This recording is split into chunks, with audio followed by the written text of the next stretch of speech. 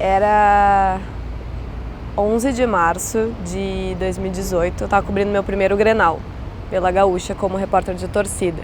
Já tinha feito outros Grenais, mas não no microfone ainda. Logo que eu entrei na televisão e fui fazer a primeira transmissão, teve alguns torcedores que tentaram invadir a cabine para me bater. No que eu tô descendo, eu ouço um torcedor gritando assim, e aí a minha primeira reação é achar que vai ter uma briga. E aí quando eu me virei para trás assim para ver o que estava acontecendo, o torcedor estava com o dedo em riste assim na minha direção, me xingando horrores, me chamando de cadela, vadia, daí para baixo assim. Senti muito medo, né? E aí não foi em função de arbitragem, foi em função de violência mesmo.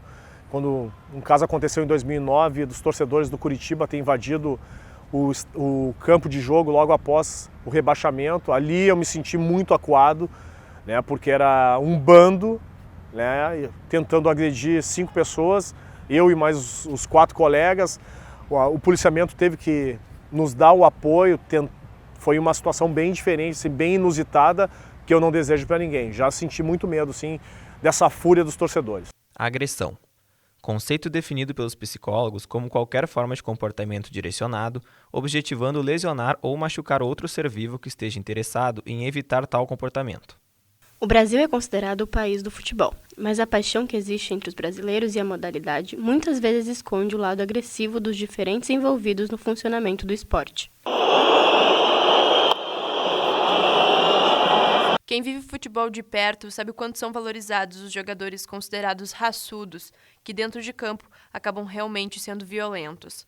Sabe também do tratamento que é dado para atletas e torcidas rivais, além da figura do árbitro, que já entra no gramado sabendo que será o principal alvo de xingamentos. Extremamente cultural e naturalizado, né? O xingamento ao árbitro, mesmo antes dele entrar na partida. Só em entrar para verificar as redes, as linhas, se está tudo ok, ele já é hostilizado, xingado. A postura agressiva tão enaltecida dentro de campo muitas vezes ultrapassa os limites das 4 linhas, transformando a arquibancada em um ambiente de violência e ódio. Mas por que esse espaço altera de forma tão extrema o comportamento do torcedor? Porque o que acontece? Se tem um significado muito grande para ti, quando tu ganha, tu é um vencedor. Beleza. Mas enquanto tu perde? Tu é um perdedor. E aí, se sentindo perdedor, muitas vezes pode desencadear alguns atos agressivos. Para os estudiosos do envolvimento entre clubes e torcedores, o futebol representa uma válvula social para inúmeros indivíduos, uma espécie de nutrição psicológica que possibilita o senso de vitória, do reconhecimento e da identificação. Tanto na arquibancada quanto nas redes sociais, o torcedor é tomado pela emoção. Quando defende seu time, ele extravasa esse sentimento em forma de ofensas, direcionado àqueles que ele considera seu adversário. Mas até que ponto esse tipo de comportamento é normal no espetáculo do futebol? Algumas situações, até de xingamentos, tu releva. Porque está na natureza do ser humano essa reclamação, né, de achar que está sendo prejudicado, sempre pelo árbitro. É uma coisa que tu, ao mesmo tempo, quando tu está dentro desse contexto, tu naturaliza. Então tu acaba relevando esse tipo de situação. Um torcedor que vai te xingar por causa de uma lateral, de um tiro de meta, de uma falta. Mas a questão, quando é o xingamento racial, para mim, ele foge da naturalidade do espetáculo. Um caso de racismo marcante na história do futebol gaúcho aconteceu com o árbitro Márcio Chagas da Silva. Em 2004, a violência sofrida pelo árbitro na Serra Gaúcha foi determinante para sua escolha de aposentar o apito. Era Esportivo contra Veranópolis. O Esportivo tem culturalmente, né, através dos seus torcedores, manifestações racistas muito fortes. Eu já evitava de aquecer no campo para evitar esses xingamentos. Então eu aquecia no vestiário ou no corredor, na saída do vestiário, para não ter esse contato antes da partida com os torcedores. Só que os xingamentos já começaram antes mesmo de começar a partida. Na saída do vestiário, quando eu fui dar início à partida, já comecei a ser xingado. No retorno para o intervalo, fui xingado. Quando eu voltei para reiniciar o segundo tempo, fui xingado. E no término da partida também. E os xingamentos eram todos que tu possa imaginar. Negro, macaco, ladrão, safado, morto de fome, volta para a selva, volta para a África, matar negro não é crime, adubar a terra, entre outros tantos. Só que no final da partida eu tentei, de uma certa forma, conversar, porque eu vi um senhor, eu não sei se era avô ou pai de uma criança, e perguntei a ele, é isso que o senhor está passando ao seu filho? É isso que o senhor está ensinando ao seu filho? E aí ele me disse, vai tomar no teu cu, nego filha da puta, macaco. E eu disse, uma boa semana pro senhor também, e desci. Em momento algum eu fui agressivo. Até porque com agressividade eu não vou conseguir combater racista. Só que a surpresa maior estava por vir. Quando eu abri a porta do vestiário para pegar o meu veículo e me deparei com as portas amassadas a pontapés, cascas de banana sob o veículo, o capô do veículo, e quando eu fui dar a partida para tirar o veículo da escuridão, o meu carro engasgou 2 vezes e na terceira caíram 2 bananas do cano de escapamento. A relação racista entre torcidas dentro de estádios de futebol não é uma exceção, mas as entidades responsáveis pelo esporte no Brasil não apresentam medidas efetivas de combate a esse tipo de violência. Nesse contexto de negligência, iniciativas voluntárias fortalecem a luta contra o racismo. Que ali em 2014, quando aconteceram aqueles casos de racismo com o Márcio Chagas, o Tinga e o Arouca, eu fui tentar pesquisar e entender qual era a punição para os casos de racismo no futebol brasileiro. Como os clubes eram punidos, como era punido quem comete o crime de racismo. E aí eu não achei essa informação. E para o meu espanto, eu descobri que todo caso de racismo era tratado como o primeiro caso. O espanto que ele gerava na mídia, na sociedade, era como se ele fosse o primeiro caso de racismo. Então eu decidi criar um observatório com esse intuito de armazenar, ter um espaço onde a gente acompanhasse os casos e os históricos dos casos de racismo e pudesse cobrar as entidades para mais punições. Nesse contexto repleto de preconceitos nos estádios brasileiros, estão misturadas as famílias. Pais e mães levam seus filhos para um momento de lazer e muitas vezes esquecem da responsabilidade que têm ao agir de forma agressiva. Um caso recente que chegou para o observatório é de um pai que foi com o filho no estádio e ele começou a gritar várias coisas e o filho puxou a camisa dele e disse, pai, tudo isso que está gritando, tu já me disse que eu não posso gritar. E aí ele olhou para o filho e disse, não, no estádio pode. Daqui a pouco ele olhou para frente e disse, não, no estádio também não pode. E aí ele sentou com o filho dele e disse, filho, vamos conversar. Tudo que o pai fez é errado, tudo que o pai está fazendo é errado. De hoje em diante o pai vai mudar. Então é essa percepção que a gente tem. Assim, Ao descontar a raiva no estádio, os torcedores utilizam de características físicas e sociais para desqualificar o trabalho de quem faz o futebol. É o que acontece, por exemplo, com as mulheres. Aquelas que escolhem trabalhar na modalidade são constantemente alvo de sexualização. No Brasil, o quadro de árbitros principais da Confederação Brasileira de Futebol, na Série A, conta apenas com uma mulher, Edna Alves. Em 2019, após 14 anos, uma árbitra apitou uma partida da elite do futebol brasileiro. Luísa Reis é uma das 3 bandeirinhas federadas no Rio Grande do Sul. Ela atua no Campeonato Gaúcho, no Brasileirão Feminino e nas séries B, C e D do Campeonato Brasileiro Masculino. No Campeonato Gaúcho eu tive um erro, que eu anulei um gol que na verdade não estava em posição de impedimento e eu recebi muitas críticas nas redes sociais, não pelo erro técnico, mas por eu ser mulher e estar trabalhando no jogo. Então, sendo homem ou sendo mulher, ia receber crítica pelo erro, mas eu não recebi crítica pelo erro, recebi crítica por ser mulher e estar no jogo. Além da referência ao corpo, as mulheres estão sempre sendo questionadas dentro do esporte. Com a Renata não foi diferente. Jornalista, fazendo a cobertura na torcida de um Grenal, passou por um episódio que marcou, não só a carreira dela, mas a forma como ela via a mulher atuando no futebol.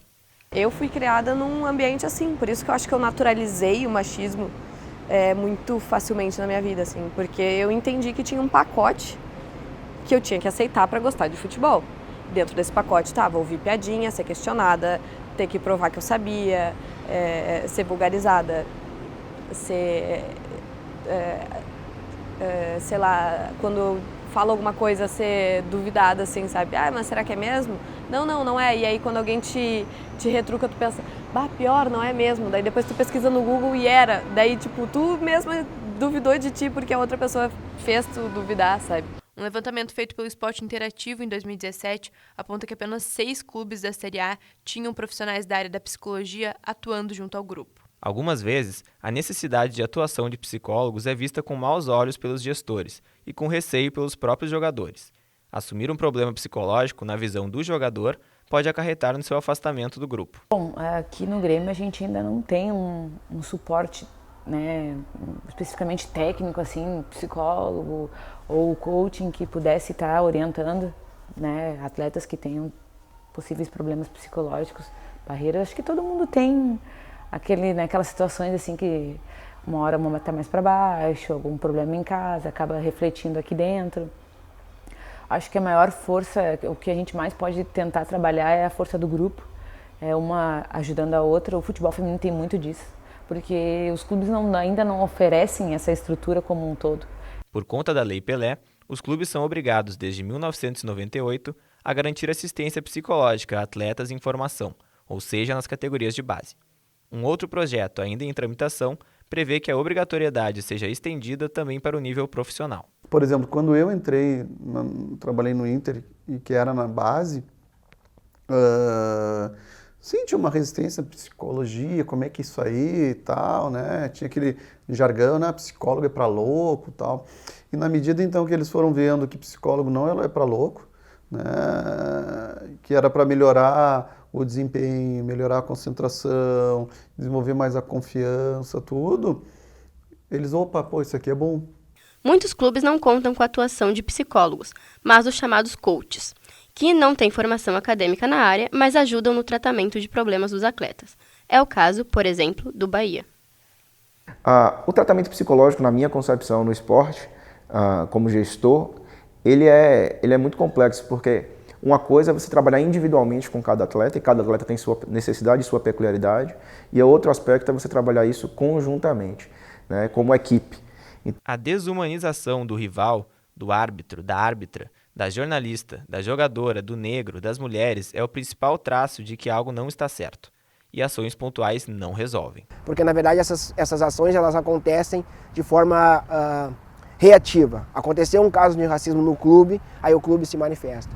A outra percepção que eu tenho é que, na hora de debater o assunto, o clube aponta que não é só o meu clube que comete atos de racismo. Ou aponta para o outro clube que já teve histórico, ou aponta para dizer que a sociedade em si é uma sociedade racista. E isso nada contribui na luta, né? Eu acho que o clube deveria, aconteceu um caso de racismo no meu clube, eu vou trabalhar para que o meu clube não cometa um outro caso. Hoje, no Brasil, apenas 2 clubes têm núcleos específicos para ações a favor da diversidade e contra o preconceito. O primeiro foi o Bahia, e 6 meses depois, o Internacional adotou a ideia. Olha, na verdade, o Bahia vem desenvolvendo uma linha de ações focada em sua responsabilidade social, né? É um terreno que os clubes de futebol têm um certo receio de atuar, porque gera uma série de questionamentos, principalmente com receio de posicionamentos políticos, no sentido partidário da coisa, mas nós entendemos que os clubes de futebol eles têm um holofote muito grande que pode ser utilizado para chamar a atenção da sociedade para temas relevantes. A impunidade e omissão dos órgãos responsáveis também perpetua os crimes cometidos. No caso de racismo contra Márcio Chagas, a Federação Gaúcha de Futebol se preocupou mais com a imagem dos clubes da competição do que com o crime cometido, não prestando apoio nem juridicamente. O fato de ter saído da arbitragem foi em função de não ter tido um amparo. E aí não teve mais clima para mim estar mais ali dentro daquele contexto. A forma como foi conduzida foi uma forma extremamente direcionada para que eu saísse. Tanto que eu fui o último árbitro negro a apitar o Campeonato Gaúcho de Futebol e o último árbitro negro a pertencer ao quadro da CBF representando o Rio Grande do Sul. Como sociedade, também precisamos fazer a nossa parte. E ela começa pela compreensão de que sinais de desigualdade também são uma forma de agressão. O ideal é ser igual, né? Eu acho que nada que tenha um sinal de desigualdade vai ser o ideal para qualquer coisa que seja. Então, claro que falando de futebol, o ideal é que eles olhem para o futebol feminino como futebol. Se não se faz futebol masculino sem estrutura, não se faz futebol feminino sem estrutura. É preciso ainda entender a importância do acompanhamento psicológico no processo. Todo clube, né, e todo esporte tem seus desafios. Não dá para dizer que a exclusividade do futebol, todos têm seus desafios. Claro que alguns esportes têm mais a cultura, no caso da psicologia, por exemplo, o vôlei. O vôlei, a Confederação Brasileira de Vôlei, em todas as categorias, desde base até o profissional, tem psicólogo. Então, isso é uma coisa assim legal, porque aquele jogador né, lá juvenil, infantil, que depois chega lá no adulto, ele não vai pensar, tem o psicólogo, já é uma coisa que é normal.